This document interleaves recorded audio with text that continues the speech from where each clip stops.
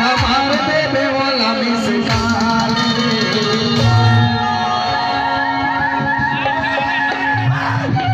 भैया तोला जलन नहीं होगा कैसे टेबल तारीख संस्कार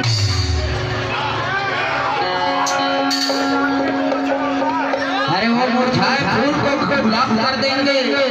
मुरझाए फूल को गुलाब कर देंगे मैडम मीठे में मम्मी बढ़ना माँ का आपका भी हिसाब कर देंगे लेकिन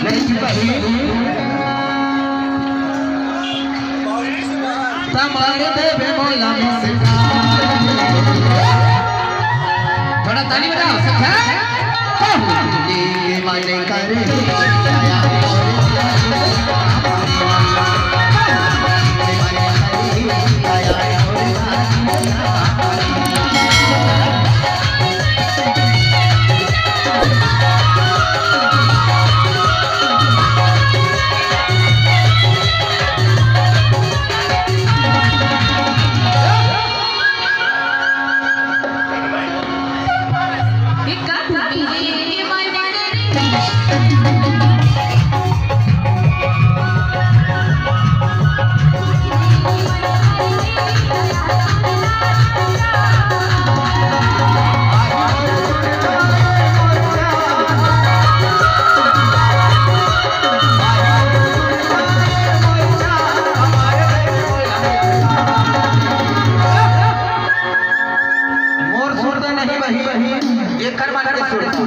हमारे भाई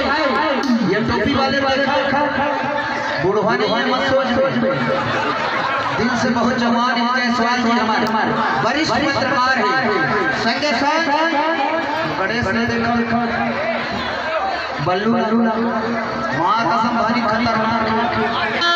बोला याद है और बड़े भैया भेदार के साथ भारी लेकिन ये नहीं थे तेरे मायने करे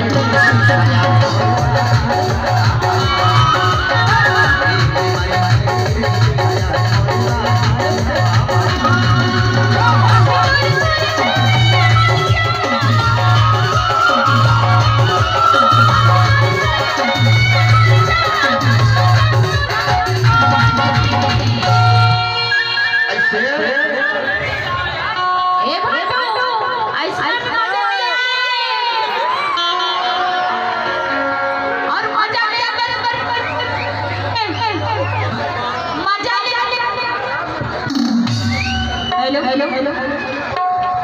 अरे मजा सिग्नल बता ले पड़ते और ताली बजा के सिग्नल बताओ अरे ला ला ला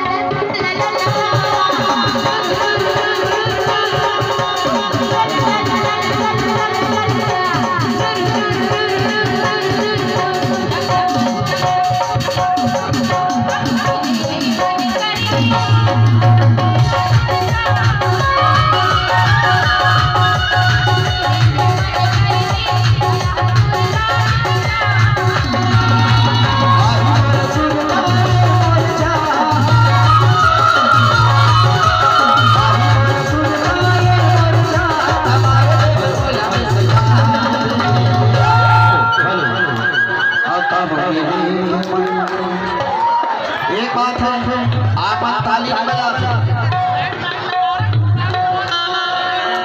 अरे तुम्हारा देख के नहीं नाचा फिर वो सामने वाले देख के नाचा आइए हमारे ये पूरा देखा